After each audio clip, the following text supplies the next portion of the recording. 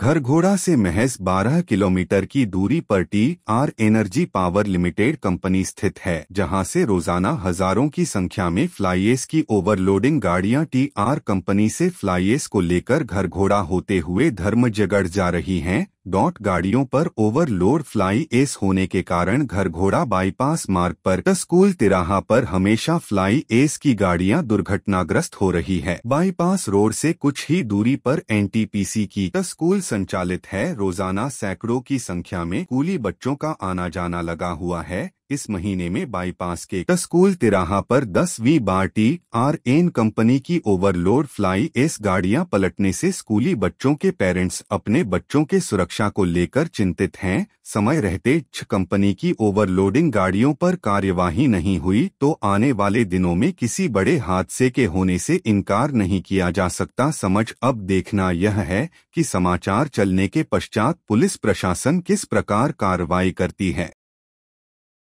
एक पालक के नाते और घरघोड़ा के एक आम नागरिक के नाते मैंने पूर्व में भी बताया था कि उस जगह पर विगत 15 दिन के अंदर 10 से अधिक फ्लाई एस की गाड़ियां ही एक्सीडेंट होकर दुर्घटनाग्रस्त हुई हैं, जिसमें पूर्व में एक ड्राइवर की मृत्यु हुई है, बहुत लोग को चोटिल भी हुए हैं।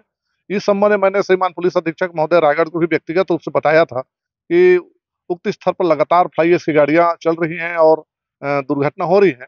तब प्रशासन द्वारा वहां जांच कर कार्रवाई किया गया था, परंतु लगातार हो रही है इस दुर्घटना का मुख्य कारण फ्लाई एस की ओवरलोड गाड़ियां हैं, जो उस विद्यालय के सामने ही पलट रही है, जिससे कभी न कभी कोई बड़ी दुर्घटना हो जाए, ऐसा मुझे आशंका है। टीआरएन कंपनी गाड़ी या किसी भी कंपनी की गाड़ी रहे, ओवरलोड चलनी नहीं चाहिए। मैं इस संबंध में आज ही माननीय गृह मंत्री श्री विजय शर्मा जी को एक पत्र लिखा हूं और इस पर विधिवत उच्च कार्रवाई करने के लिए उन्हें आग्रह किया। फ्लाई एस की ओवरलोड गाड़ियों के लिए स्थानीय पुलिस प्रशासन ही कुछ कार्रवाई कर सकती है।